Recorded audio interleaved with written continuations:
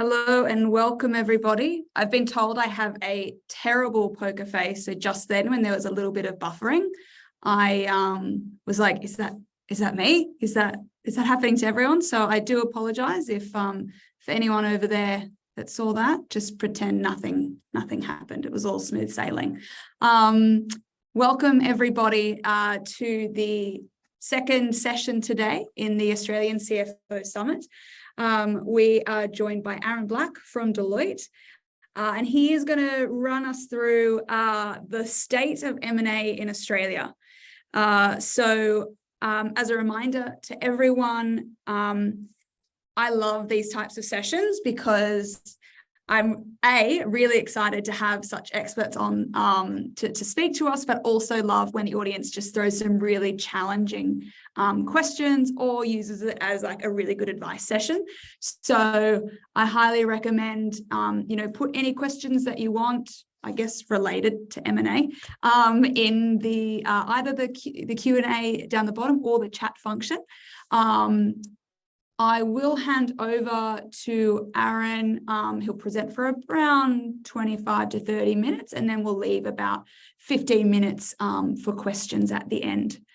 So without further ado, I will fade off into the background and I will hand over to you, Aaron. So thank you very much. Good luck. Thanks, Adriana. And don't feel that anyone on the call needs to constrain themselves just to M&A questions. Feel free to go with any questions. I am hopefully about to share, and Ben, if there's any issues, or Adriana, let me know. Hopefully you can now see my screen. And it's fair to say that it feels the market definitely has changed a fair bit since I last presented to this group. Since I last presented, we've seen obviously much higher rates of inflation. We've seen an unprecedented increase in interest rates with associated economic impacts, and that has definitely impacted the M&A landscape.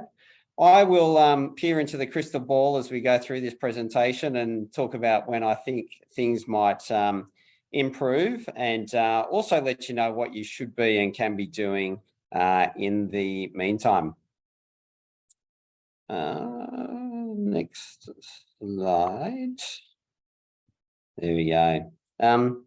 So in terms of, always like to say at least something positive around what we're seeing in the market. And the positive is actually the number of deals happening has actually still a fair bit higher than what it was pre-COVID. Now that's by the number of deals, and as investment bankers, we always look at both the number and the value. So whilst it's fair that volume in terms of the absolute number is higher, the second bullet point on that page, you can see a really stark decrease in the value of deals. So in FY 2022, we had about $300 billion of deals transacted in the market. Financial year to date, and we've only got just over a month to go, that's almost around a third, so around 100 billion. So yeah, a real step down in just the value of deals happening out there in the market. And also fair to say that the decrease that we are seeing is quite pronounced right at the moment.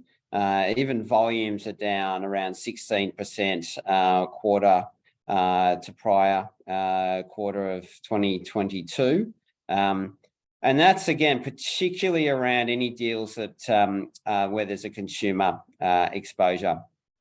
So in terms of what the market is looking at and concerned about at the moment is, as I alluded to earlier, we've seen a big increase in interest rates. We have started to see and are seeing an impact on the consumer. Various experts are talking about we may not end up in a recession as such, but certainly there will be consumer spending recession. The last retail sales figures that we saw, spending was flat, but that includes the fact that we've had very high levels of inflation. So if dollar on dollar spend is flat, then people are buying less goods. And when you then overlay as well the population growth that the country is seeing through migration levels on a real basis, retail spending has decreased. As a result, generally people are pretty wary out there of deals that are exposed to the consumer right at the moment. I don't think that persists for too long, but people are certainly concerned about that at the moment. In terms of a positive though, there is certainly still a large amount of dry powder out there, private equity, trade, etc. And I'll touch on that in a moment. And that's probably borne out as well in terms of the resilience that we are seeing from some spaces from a deal perspective. So healthcare is a good example at the moment of people still being willing to transact in that space. So that's both trade and private equity are still looking to acquire good healthcare companies. Healthcare will typically grow regardless of the economic cycle, obviously an essential service. So as a result, people are looking to pivot their portfolios and their M&A activity more towards sectors like healthcare. And as you can see on that chart on the bottom left of that page, despite volumes decreasing quarter by quarter there on the right, on the left, healthcare is holding up well. In terms of what we're seeing out there in the market as well, certainly borne out by what we are seeing across the ASX 200.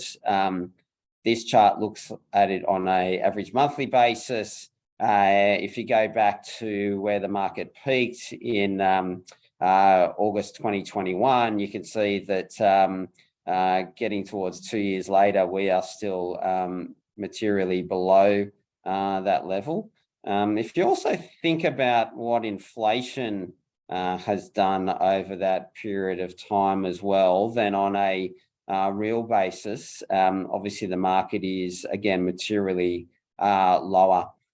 As I touched on before, what we're seeing in the market is any stocks that are exposed to consumer discretionary have been particularly affected. Not so much consumer staples. And again, that's where there's always the need to really dig into the data. But as I said, anything that's particularly exposed to consumer discretionary spending, the market has sold a lot of those stocks off.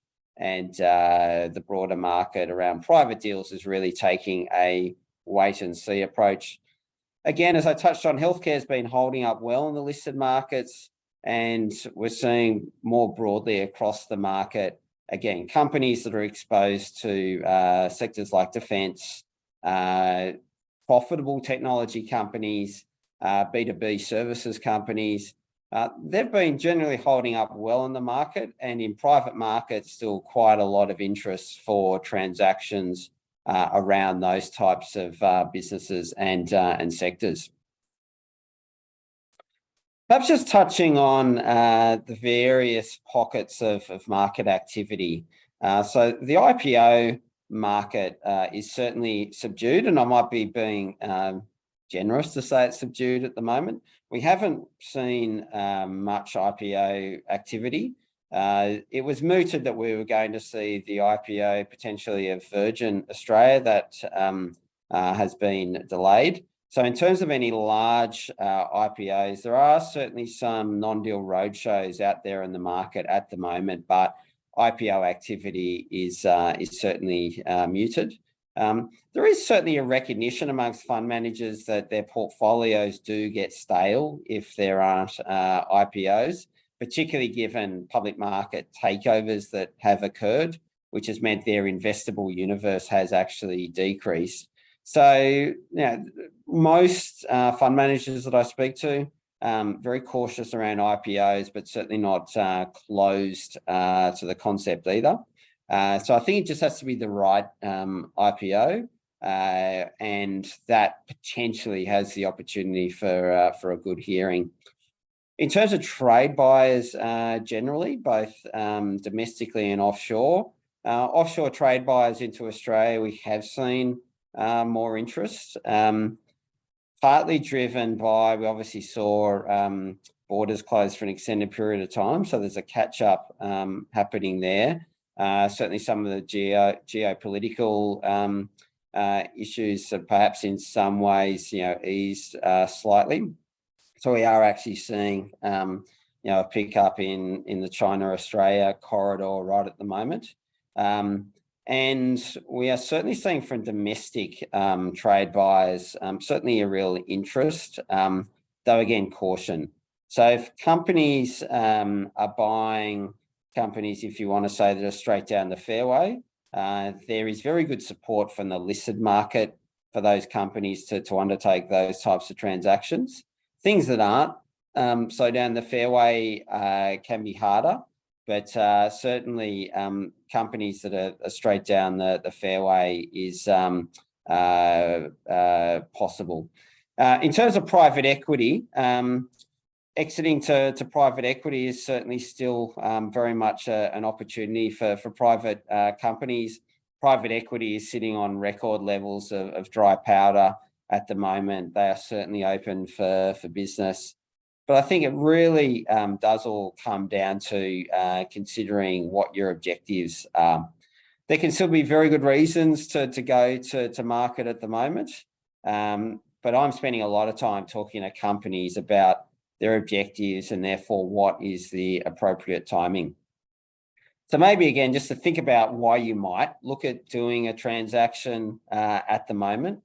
One is if you are looking to M&A to accelerate your growth by moving into adjacent spaces, filling gaps in your portfolio, or perhaps taking defensive moves and looking to grow in size given the competitive environment that you're experiencing, they can still be valid reasons to look at doing M&A right at the moment.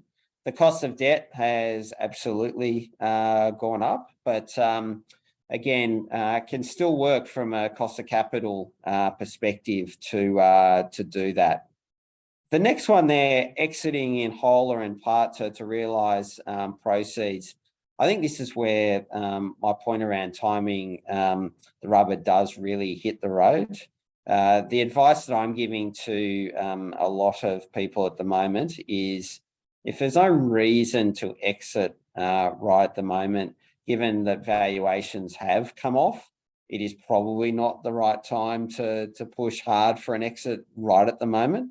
That doesn't mean that you should be sitting back on your hands and not doing anything, and I'll touch on that in ensuing pages, but it feels a little bit that we're in the eye of the storm right at the moment. So starting a process today to exit, if you're not in one of those industries that aren't impacted by the economy, then I'd certainly be suggesting just to wait a period of time. And as I said at the top, I'll get the crystal ball out in a moment.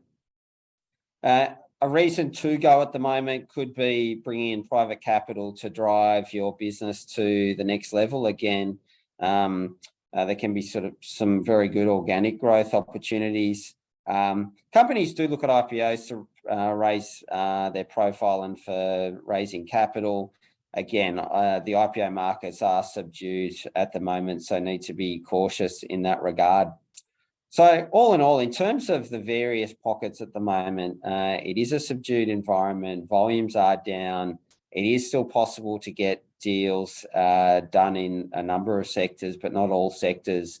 And I just urge people just to be cautious at the moment and really spend time with your advisors, talking about your objectives and talking about what ideal timing might be as a result.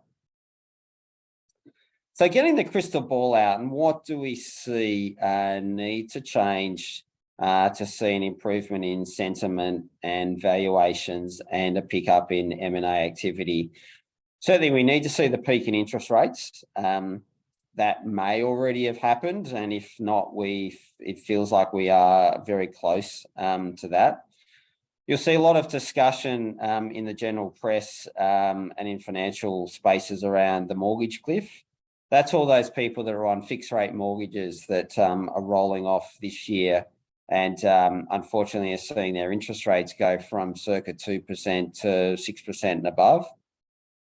So that's obviously a dramatic step change for anyone in that circumstance. And the fear is that that does have then a dramatic impact on the spending ability of those people, and therefore the economic impact. So that mortgage cliff is rolling off at the moment. People are rolling off on those 2 and 3 year fixed rate loans that were put back in place at record low interest rates.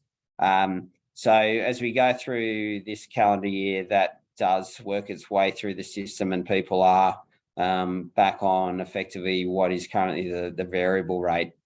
So I can certainly see a circumstance where towards the second half, or towards the latter part of this calendar year, that we've seen the peak in interest rates, the mortgage cliff has flowed through. The economic impacts may not be as big as some fear. It may be still that we're seeing good activity across various sectors of the economy. And then given the amount of capital that is out there in the system, we could actually see quite a robust M&A environment. And if you think back to what we were seeing late 2019, where there was actually a bit of a slowdown in some parts of the M&A cycle at that point, we then had COVID. We saw an immediate and dramatic slowdown in M&A activity, but then we actually saw a very robust and record level of M&A activity. So I think there's every chance that we go back to a strong M&A environment sometime latter half of this year or next year. That is, though, against the backdrop of higher interest rates. So that will factor in just in terms of valuations. If you put a higher interest rate into a DCF, by definition, you get lower valuation. So there will be, I think, still some lower valuations seen from a multiple perspective across the market generally, compared to what we saw at the peak 12 months ago. So again, we spend lots of time talking to people about valuations, caution people to make sure you don't go down a process not cognizant of the potential for that bid-ask spread in the market. But again, it is quite sector specific. There are some sectors where the market is still happy to pay or prepared to pay strong multiples, given what I observed earlier around those sectors that haven't been as impacted by the economy. So what should you be knowing now? I'll touch on this in a moment, but I always say to people, never underestimate how long it takes to be well prepared for either an exit, capital raising, or an IPO. Spending the time now to make sure that as much of your house is in order as possible will go a long way to standing you in good stead when it does come time to go to market. And I've certainly seen this preparation phase, can be done in a couple of months if companies are really well prepared, but equally can take 6 months and more if there's varying tidying up required to be done. So I'm certainly happy to share these slides with anyone that would like them, and certainly let Adriana and the Wheel team know if that's the case. But as you'll see on this slide, there is always a lot of tidying up that can be done. Things like having your staff contracted, making sure that you're in alignment there with all wages, awards, making sure tax is up to date, making sure you've gone through a thorough budgeting process so that you know what all the normalizations are that you can make to your profit and loss statements to put them in the best stead, making sure that you've considered your accounting policies, and then really working on a 2 to 3 year growth plan that you can articulate to the market and buyers. So there's a lot of prep work that can be done. Again, I always say, if you are contemplating a transaction, even if it's in the next year or two, And that includes if you're both looking to buy and if you're looking to sell, and I'll talk about looking to buy more in a moment. But if you're looking to sell, spend time with your legal advisors, your financial accounting advisors, and just make sure that you've got as many things sorted as early as possible. Equally, if you're looking to buy, you can spend the time now really starting to understand the landscape, understand the companies you want to buy, doing market research, looking at how you're going to fund the acquisition. And we do have something in the chat, and as I say, if anyone would like the slides, please let Adriana know. So moving on to the next slide. Which is going to be a timetable, and for some reason that's not moving forward at the moment. Adriana, oh, there we go.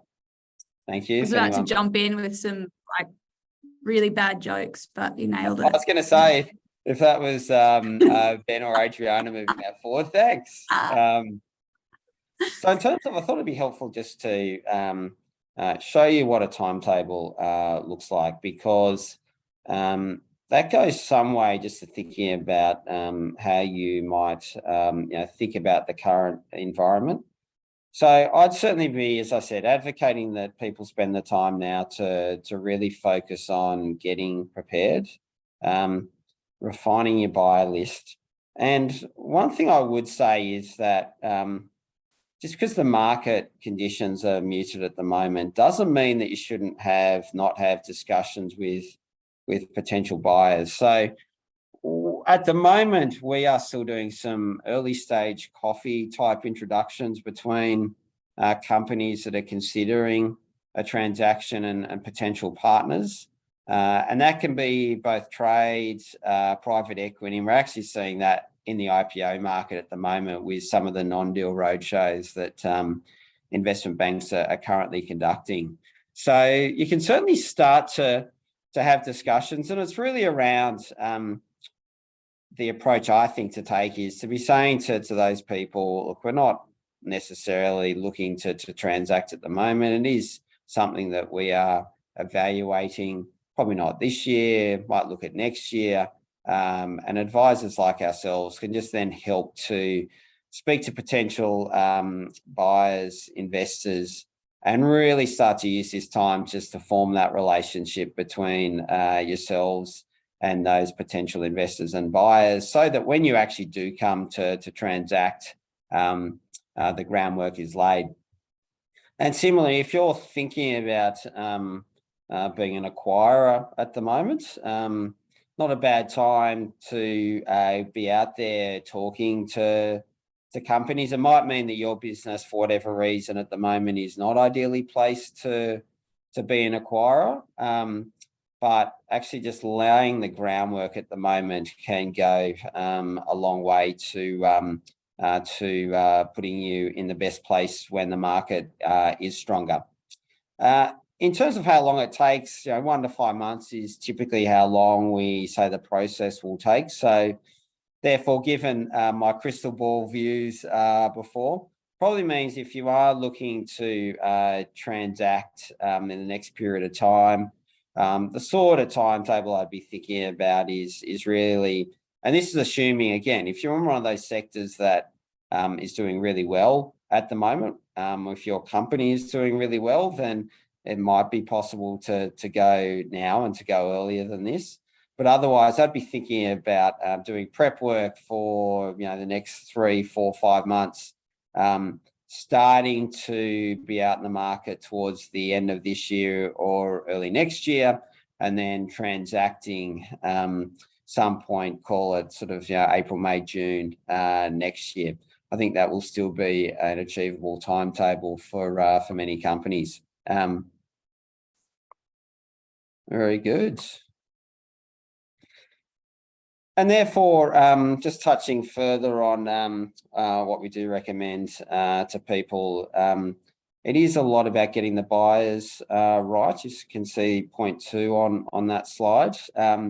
Really thinking through at the moment, the things that we have seen get done have been very targeted in their approach to the market. So again, if you are thinking about transacting at the moment, I'm always happy to speak to people and just give you my thoughts. But at the moment, you don't want to really start marketing a process without having quite good views as to who you think are the potential likely buyers of your company. And I'd say private equity, very open to having coffee chats with people at the moment as well. So there's probably a market at the moment where caffeine intake is high as people just get out there, meet people and think through their options. Adriana, I think I'm on about the right amount of time and happy to take questions. Excellent. Well, we have a few questions coming in. So a reminder to other people while we answer these, feel free to jot them in. So we've got a question that I've got a good opportunity to make an acquisition in the telco industry. Yeah. M&A in our industry, we're seeing companies selling at record multiples, most definitely unjustifiable. If the M&A target is expecting something in line with the historical multiples, what advice can you give us to help bring expectations back to reality? Yeah, and price discovery, people do tend to eventually find out where the market has reset to. It's definitely a challenge. We, as advisors acting for companies on the buy side, do end up talking to companies that were on the other side of who we're acting for. So we'll act for buyers and be saying to the seller, have you really spent the time thinking about where the market has moved? Because where you are pitching your price is, that's multiples that we saw 12, 18 months ago, and we're just not seeing that in the market. And we'll often encourage people in their position to go and get their own financial advisor on board if they don't already, because I think that's where people then start to actually get more realistic views on where things are. It is definitely always a challenge in the market where you see prices that were obtained 12, 18 months ago for competitors, and people just really struggle mentally to transact at any price lower than that. And I guess for the sort of the equivalent is if you if you're thinking about selling your house and you know that something else sold in the street that was a similar property to yours and sold for a high price, no one ever thinks that they should sell at prices below that. History of Sydney real estate is that not that much does happen below those price points, but clearly what we have seen is that now in real estate prices were below the peak, and people need to make decisions as to whether they trade or not. What we see in the real estate example is quite a lot of people say they won't sell their home. And that's where we also see not dissimilar thing in the private markets where people just say, if I'm not going to get that value, I'll just hold on to the asset. So, time helps in curing these types of things, but other than keep knocking on the door, there's not a whole lot you can do to change someone's view. And you mentioned, Aaron, a couple of times that you've increased your coffee intake. How can people get in contact if they're looking for some advice, or do you have any thoughts on what people should do for their listeners? Absolutely. So certainly LinkedIn's one option. So anyone who wants to connect with me on LinkedIn, please do that. Aaron Black at Deloitte. Equally feel free to send me an email, aablack@deloitte.com.au. And very happy just to talk to people around what they might be thinking. And spending, as I said before, a lot of time just talking to people around what their objectives are at the moment, and therefore how we can assist meet those objectives. And at the moment, sometimes the advice is, just wait, given what your objectives are. But as I say, you can be preparing in the meantime. Another question we've had come through is, what size of deals does Deloitte generally work with? We will be in a buyer's position with deals sized 5 million to 15 million over the next 12 months. Is that sort of a space that you play in, or anywhere else that you could recommend if not? Yeah, we sort of play from that size up. And sometimes I know lots of people that are looking to sell, lots of people are looking to buy. So it can often be, if we're in that type of deal size, we won't go out and run a broad process, but I can say, hey, I actually know that this company has been looking to have this type of discussion that you're after. Why don't I connect you to, and then take it from there. So you would call yourself a professional matchmaker? So we run an event here at Deloitte where we have private capital meeting with private companies, which we do call speed dating. So that's probably not an unfair type comparison. And that's where it does come down to making sure that we match people with the right people, aligned with the objectives of the people that we're acting for. Great. So another question, actually related to the SaaS industry. How is the SaaS industry looking compared with others, sort of in the short term? Do you have any comments around that? Yeah, so I think certainly for profitable SaaS, there's still quite a lot of appetite from investors to be buying profitable SaaS. I think it's been well documented, obviously, around the downturn in venture funding in this market. I think if you're loss making, that's a challenging position at the moment. But if you're profitable or near-term visibility to profitability, we're still seeing actually quite a lot of interest.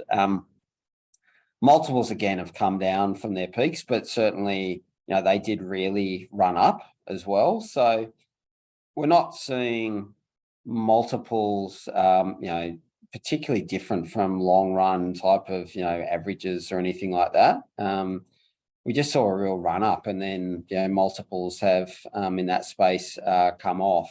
But certainly for right companies, there's still really strong interest from the market.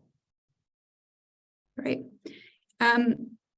So moving up a little bit in the questions. So we've got a question here actually related to loan sizes around 100 mil. Do you have any advice? We're talking at that end of the market.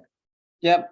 So in terms of $100 million loan size, we are still seeing the domestic banks quite prepared to fund deals of that size. So if the domestic banks are willing to bank you, that's always going to be the cheapest cost of debt capital. That size as well, there's a lot of credit funds now here in this market, and whilst they'll be solving for a higher return than your big four banks will be and other banks will be, they'll probably also give you higher leverage, so higher debt to EBITDA levels. So again, prices have obviously gone up with the increase in interest rates, but we are still seeing that there's quite a lot of capital that's seeking to lend into those types of loan sizes. So that's certainly not. I was talking to one of the high-profile private equity funds yesterday, and they were talking about $200 and $300 million debt raisings, and saying that's not prohibitive to them doing deals at the moment. Cost has gone up, but they're factoring that into their model. So 100 mil is still readily achievable. And that's, we spend quite a lot of time around that type of raising. Sometimes it's all debt, sometimes a combination of equity and debt, but do quite a lot of work around that size.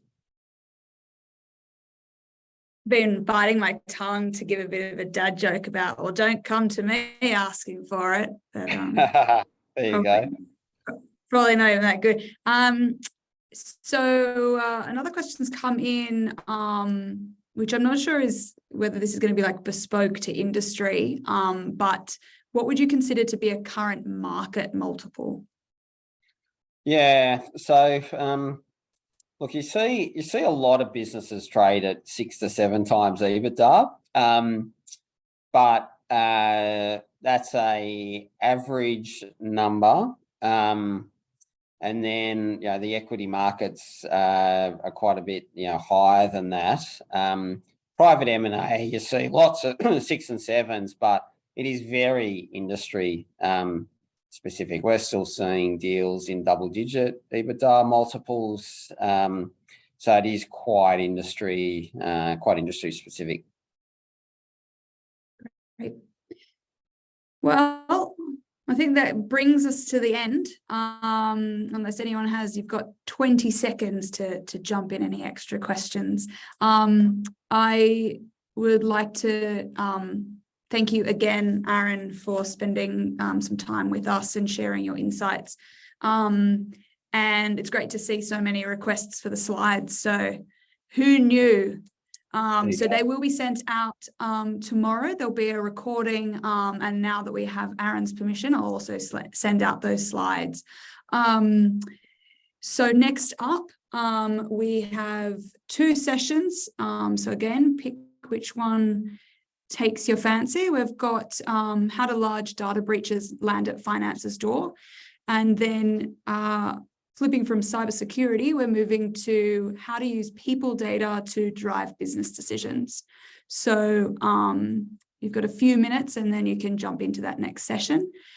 Again, thank you so much, and I will see you soon, Aaron. Very good. Next year will be the next time we chat. I don't know. All hopefully the market's different. Thanks, everyone. Thank you. See you. Bye. Bye.